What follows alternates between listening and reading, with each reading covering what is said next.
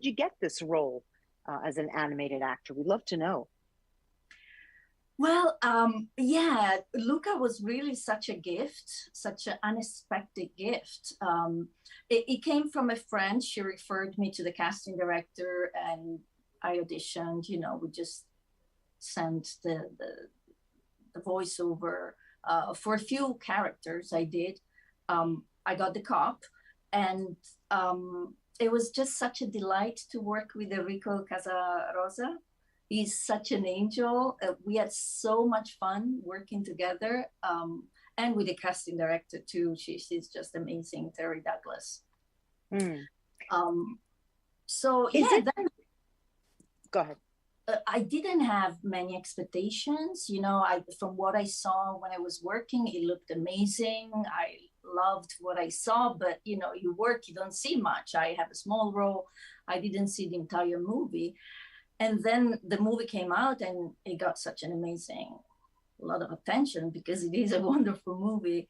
And when I watched it, my God, I have to say, I cried. Then I was laughing, then I was crying, then I was laughing. And a lot of people felt that way. It is such a beautiful, beautiful story from the very beginning until the credits start rolling, right? And I too was really crying there. It was for anyone who hasn't seen it, please make sure. I think it's on Amazon, or is it on Disney? Disney Plus. It's on Disney Plus. Yes. Yeah, it's on Disney Plus. But it's just a beautiful story. But it's an animated film, and I know you've done a lot of voice work. Is that tough to get roles in voice work? You've done what? Madagascar? You've done all sorts of things. Would you tell us about it? Yeah. Well, for me it was a little bit of, I never pursued it, honestly. It always just happened to me. People would refer me for a role. And I think the reason why is because I used to do a one-woman show, comedy, crazy one-woman show where I was alone on stage, but I played eventually 18 different characters. I played four different women, but these four women would interact with other non-present characters. So I would do the voice for those non-present characters. The total was 18. And they were pretty crazy voices, like animation voices. So I think that's why somehow voiceover kept coming to me. Yeah. Now, you are from Italy. You were born in Rome, right? Just outside of Rome? Mm-hmm. In the province of Rome, yeah. Now, on our show, we love to sort of dial it back a little and find out a little bit about what were you like as a kid? Because I often say whatever you were like as a kid sort of is the reason why we all end up doing what we do.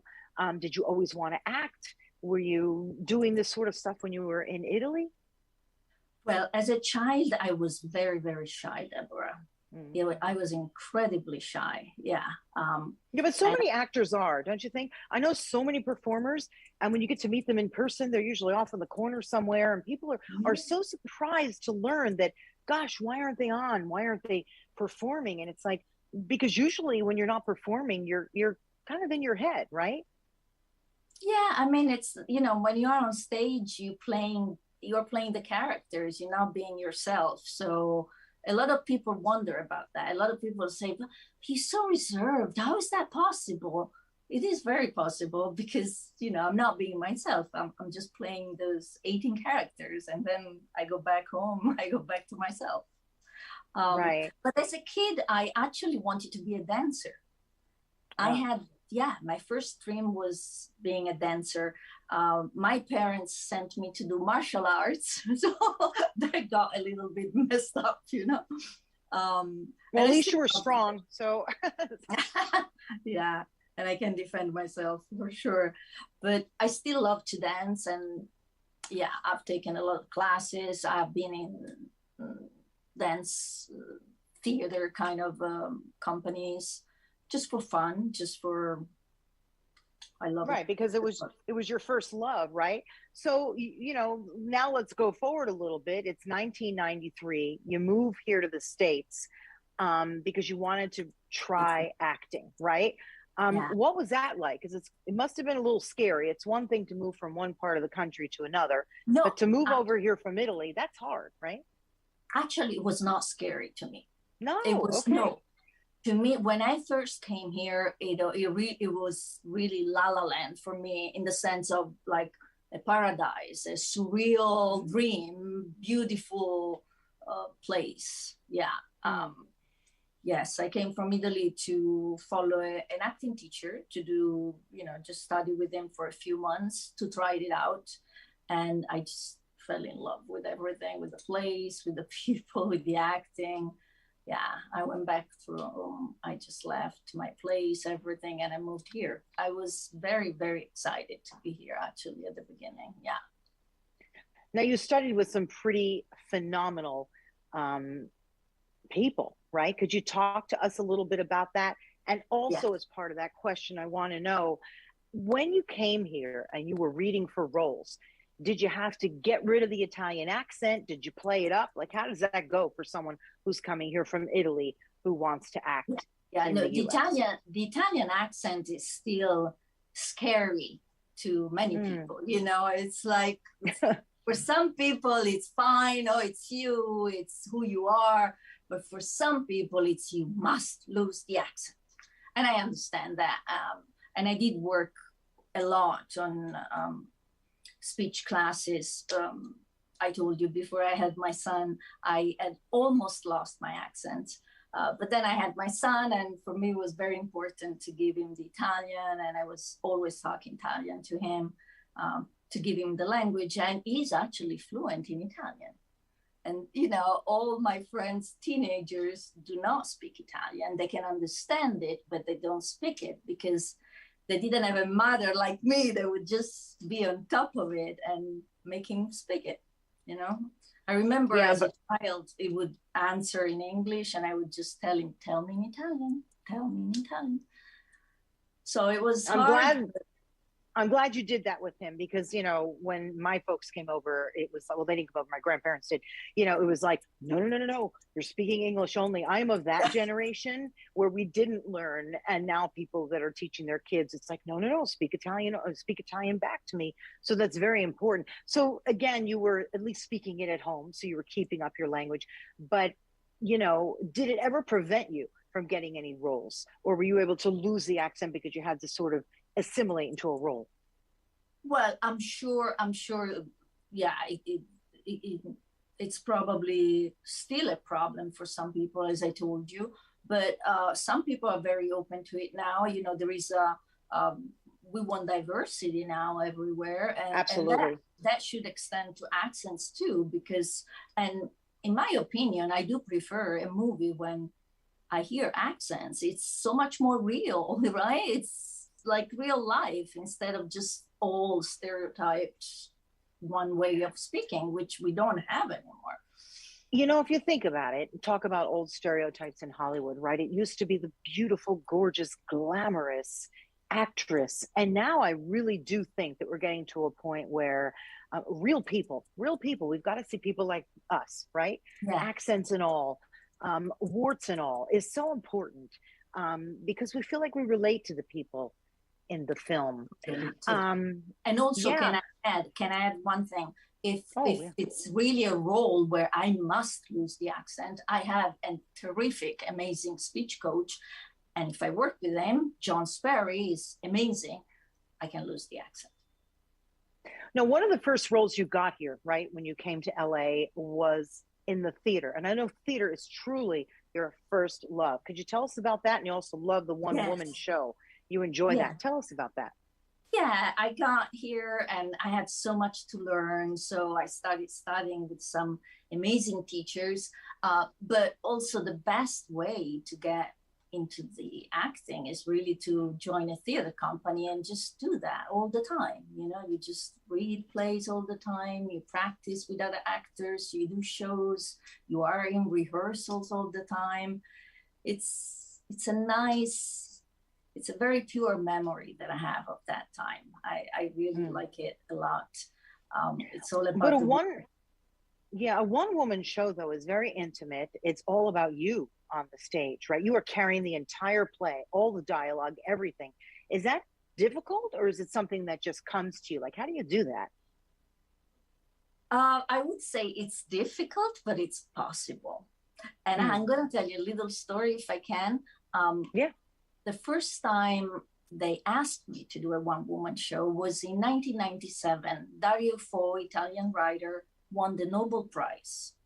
And the Italian Institute of Culture in Los Angeles wanted to celebrate his Nobel Prize and wanted to put up a show written by Dario Fo for 3 nights at the Institute. I had done the show previously, the same show, but it's 4 different characters and we were 4 different actresses. So I was just playing 25 minutes of the show, of the entire show.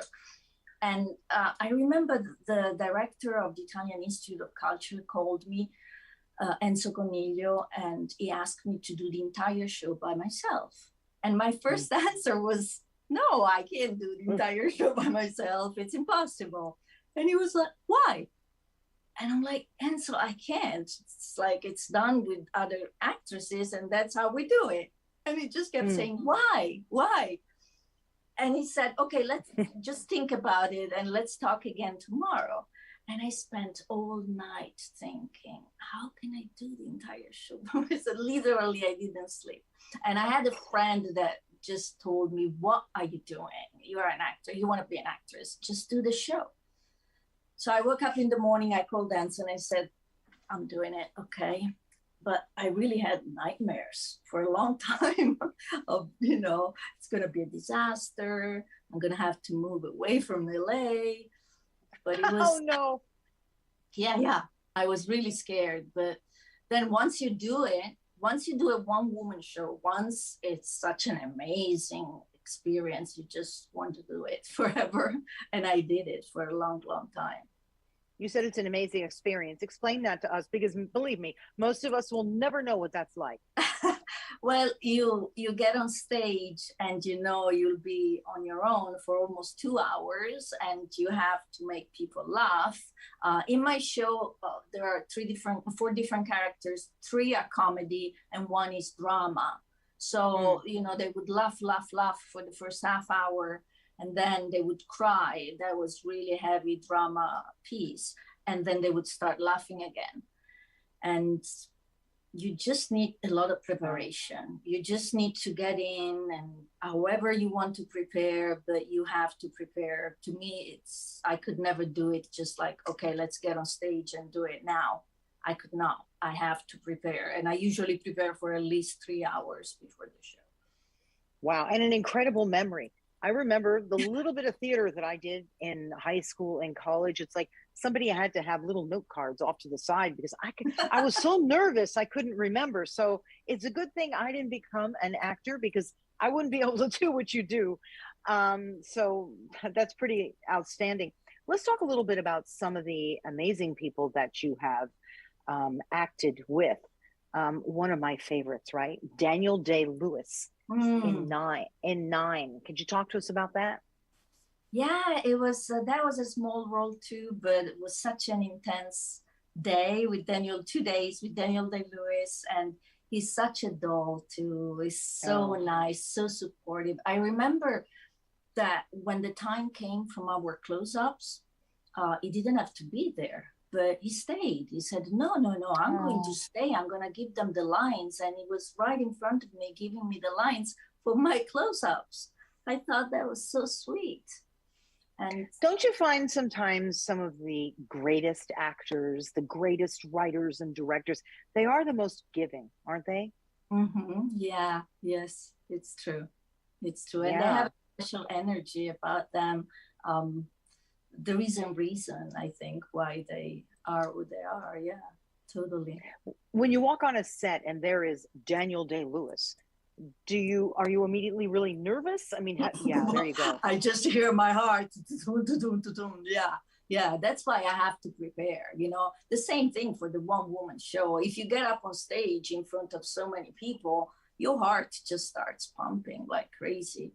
But if you prepare and you breathe and you do your own thing, then you just center.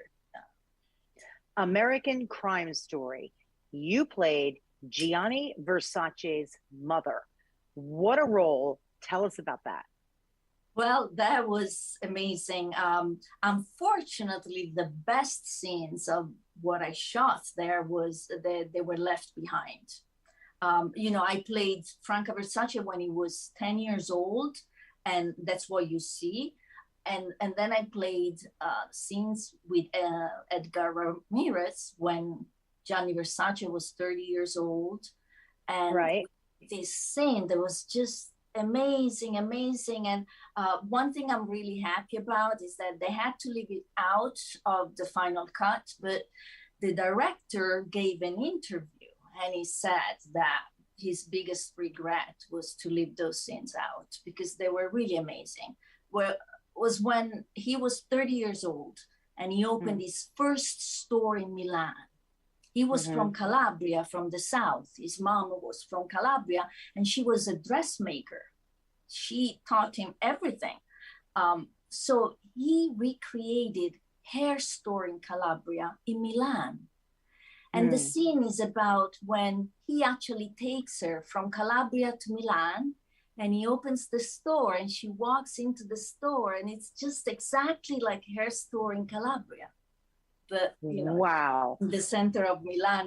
And so I was crying and he started crying and we were hugging and we were touching these dresses and fabrics. It was just so emotional, so beautiful. And then we started a big argument, you know, because they wanted a big Italian argument. a big Italian argument, really? Yeah. They were arguing then about what to do with the dress. You know, I want it short, I want it longer. You know, just like mom and son argument. But yeah, those scenes were really amazing, and we'll never see them because they were cut out. Yeah, but there were other scenes with you in that magnificent piece. Yeah. The ones with the child were amazing too. Yeah. Oh yeah. Did you ever meet anyone from the family, like his sister Donatella? Have you ever? No, I haven't met anybody. Yeah, because the entire family, his story, everything, it's very fascinating to me. And to be in that space where you get to play his mom, I would think is quite extraordinary. Did you feel like you really knew them? Well, I felt special. I felt, my God, I'm playing Gianni Versace's mom. You know, it was like such a big responsibility. And I didn't have much material about the mom, you know, because of the age. There was not much material on the web, you know, pictures. So, yeah, I felt the pressure a little bit. But then I had that beautiful child to work with. He was such an amazing actor. He's an amazing actor. And, you know, he had a struggle because he wanted to be a dressmaker at 10 years old in Calabria. So that came with some struggles. And yeah, it was such a beautiful story. Beautiful story. Someone else that you are thrilled to have worked with is one of my personal favorites, Francis Ford Coppola. I want to talk a little bit about the piece that you worked on with him. He handpicked you, right? And I also want you to tell me and tell our audience the wonderful story about you going up to his vineyard in Northern California. Would you tell us all about him? Yes. Well, he's definitely number one on my list of people that I admire, that I'm grateful for, and to he's just an amazing talent, amazing energy. I told you I went to the first audition. He was there in person at the very first audition. I've never seen anything like that. I walked into the room thinking someone is just going to tape my audition. And there is Francis Ford Coppola sitting on the desk like a little child. Wow. What was that like? I mean, he's like one of those, surreal, oh my gosh, kind of surreal. People. Yeah, very surreal that you walk out and you think, did it just happen? Did I just meet Francis Ford Coppola and talk to him for 20 minutes? But then the amazing thing was the callback. At the second audition, we were about, I don't know, something between 20 and 30 people. And he kept us there for 5 hours. For 5 hours, we were improvising and dancing and singing and talking in dialect from Naples. It was there too. I walked out and I thought, oh my God, the best 5 hours of my life as an actor, you know, hard to describe, but just an amazing gift. And then I got the role, so I got to play with him for 4 weeks. It was wow. Where did you film? Project. Where did you film? We filmed at UCLA, the studios inside UCLA for 4 weeks, experimental project. He was experimenting live cinema. So we had 40 cameras on all the time. He picked me, I think, because of my theater experience, because when you do live cinema with 40 cameras on, it's really like doing live stage, you know, like theater. Well, there is something about an actor and actress who come from theater, right? You can feel that, whether it's a TV show that they're in or a film, there's a certain quality to the work, I believe. And I'm sure that's what he picked up on in you, as you said, right? Yeah, I mean, we used to work really, really hard, you know, in theater, and you really sweat it. And of course, we have to make adjustments to be on camera, you know, everything has to become smaller. But there is that amount of effort that we are used to put in the work that, yeah, I think makes the difference. And then after we worked on Distant Vision, the experimental project is called Distant Vision, and you can find it on IMDb.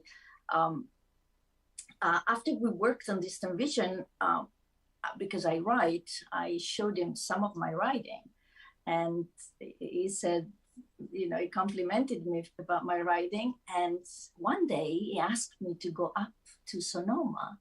He has restaurant, winery, resort, and he asked me to rewrite. He's such an amazing perfectionist. Wow. He said, look, I do, it's not dinner theater, but something similar. I've been doing it for many years, but I feel the evening has lost some energy. Would you go up and rewrite it and basically direct the waiters like if they were a dysfunctional Italian family? Wow. So I go up to Sonoma for 2 weeks, and I find out that the place is just always packed for that event. It's like it's always overbooked. There are always like 30 people in line trying to get in, but he thinks he lost energy, you know? And wait a minute. And this is at his vineyard, right? Yes. Yeah, for people who haven't been there, you must visit. It's extraordinary.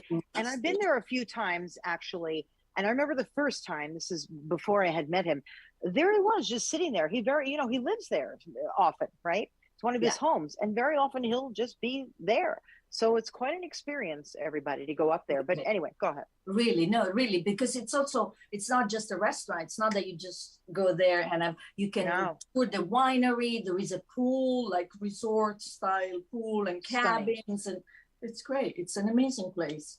Yeah. But when I got there, you know, I was curious to find out, you know, I have to rewrite this evening. So I wanted to know what was about, what they were doing currently, and who wrote it originally. And they told me he did. Francis wrote the original. So I was like, oh my God, I have to rewrite something that Francis Ford Coppola wrote. So I came up with a scenario of a crazy, all gone wrong wedding. Everything went wrong.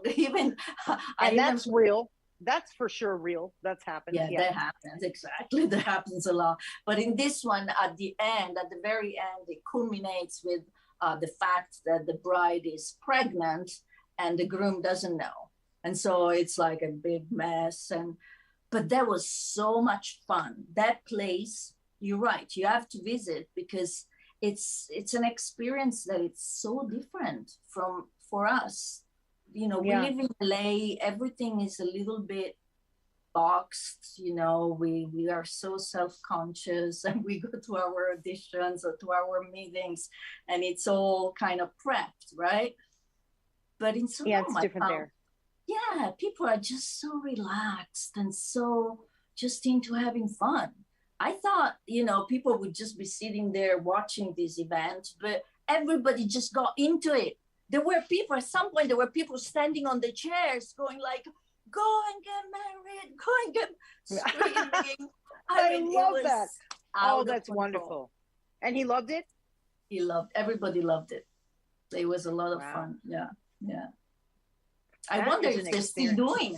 I wonder if they're still doing the wedding. I don't know. We've got to find out. That's a road trip for us, Francesca. That's a road trip for us, honestly. Fun. Yeah. So you've been here for some number of years, right? From moving to Italy. What was the toughest part for you when you first came here from Italy, breaking into acting? And what is your absolute, favorite moment from acting? I mean, you're in an Oscar-nominated film. That's a big deal. Yeah. You mentioned a little bit of why it can be tough when you first arrive. It's a lot about connections, about meeting the right people that can introduce you even to, the best class, the best way to, the best agent, getting a good agent is so hard sometimes. Yeah. I find that you waste so much time at times with the wrong agent. You get into a contract that just it's not the best fit for anybody, and that's wasted time. Yeah. So that's a big part for me too. And even now, I'm interviewing to get a new theatrical agent, and I just don't want to make the move right away because I just want to make sure now at this point in my life that it's the right fit for everybody. Who's listening out there? Because gosh knows, any agent who takes you on would be a lucky guy or gal. That's for sure. Thank you so much. Any advice that you would give to people coming over from a different country? Let's say folks coming over from Italy who want to do what you did, who want to follow in your footsteps and become an actor. And also, my last question: the folks back home, what do they think of your career? They must be very proud of you. They're not much into the acting, but really, okay, they're proud of me. Yeah. I have to say, there's something that was hard coming here. It is that not having my Italian family close by. Yeah. You don't realize at the beginning. You come here, everything is fun. But then as time goes by, you kind of get stuck here. You create a family or a life for your own, and it's hard to move back. I go back a lot, but it's not the same thing. And so I would think about that twice, because having your family close by, I think it's always kind of a gift for us Italians. Something that we value and we don't want to ignore. Yeah. But you've made the best of everywhere, right? You've made the best of Los Angeles, of coming from Italy, and certainly Los Angeles loves you. Gosh, it's been great chatting with you. Any parting words that you'd like to tell our audience, please? No, just that was great to be on, and I love this show, and I will be following you for sure. Oh, thank you. We are thrilled to have you because Luca is just such a favorite with our entire audience. And we're going to be rooting for Luca to win. And I hope you get to go to the Academy Awards, right? Yes, I hope they win. I hope it wins. Yeah, will you be able to go? Do you have any idea? I don't know. I don't know yet. I will try anything I can to go, Deborah. Yeah, at least one of the big viewing parties. I mean, being that you were in it, will you let us know how it goes? I will, definitely. Yeah. Thank you so much, Francesca Fanti, well-known actress from just outside of Rome, most recently in the film Luca. We're just thrilled and honored to have you join us today. So thank you so much for joining our Little Italy of LA podcast, where we highlight Italians and Italian Americans around Los Angeles and beyond who are sort of adding to our life, our culture of being Italian. So thank you so much. I am your host, Deborah Zara Copelt, and thank you so much for joining us. Bye-bye. Thank you, Deborah. Ciao.